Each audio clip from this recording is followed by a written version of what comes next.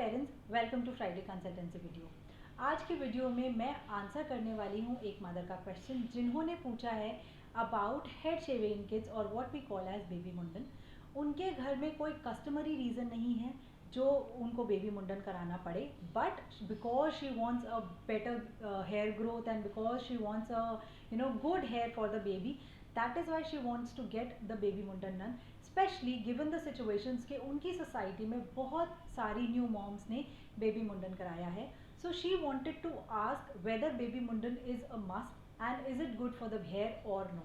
So quickly let's start. सबसे पहले guys, baby mundan is done majorly because of two reasons. First category is because of the customary reasons and second category is जो लोग ये सोचते हैं कि baby मुंडन कराने से बालों की ग्रोथ अच्छी हो जाएगी या बालों का टेक्सचर चेंज हो जाएगा।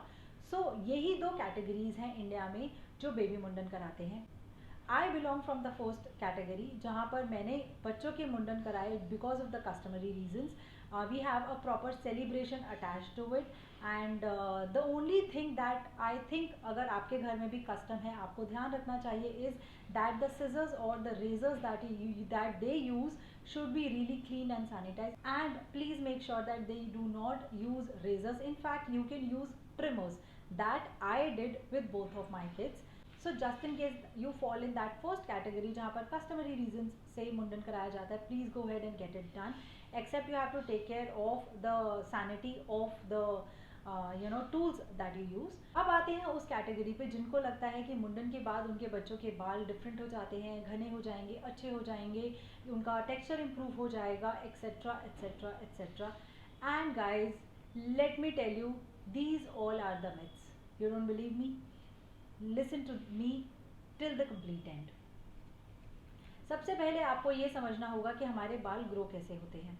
हमारे स्कैल्प के नीचे हेयर फॉलिकल्स होते हैं। अगर आपने देखा हो स्कैल्प के ऊपर तो बाल है नहीं, स्कैल्प के अंदर से हेयर फॉलिकल्स होते हैं जहाँ से हमारे बाल ग्रो होकर आते हैं। Generally the quality of hair depends on two reasons, genetics and what we ईट।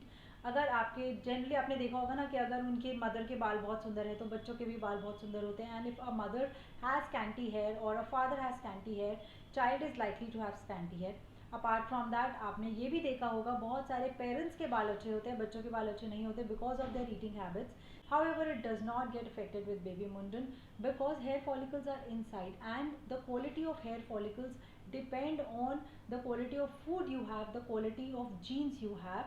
जब हम बेबी मुंडन कराते हैं तो हम बच्चों के बाल ऊपर से हटा रहे हैं ना कि अंदर से. So definitely that has no relation with the hair follicles. Basically अगर आपके हेयर फॉलिकल्स बड़े हैं तो आपका हेयर थिक होगा, अगर आपके हेयर फॉलिकल्स छोटे हैं तो आपका हेयर पतला होगा. सिमिलरली अगर आपका हेयर फॉलिकल ज़्यादा है तो आपके बालों की क्वांटिटी ज़्यादा होगी, अगर आपके हेयर फॉलिकल्स कम हैं तो वो स्कैंटी होंगे. So make sure they have their protein, zinc and iron because these are the three things that contributes to the wellness of hair. Plus make sure that they have ample sleep.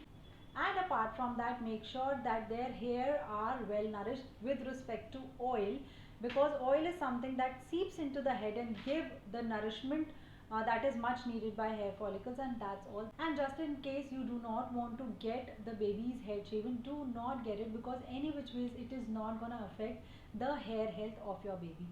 So I hope I have given answer to your query. Please make sure that you stay subscribed and wait for my next video on next Wednesday.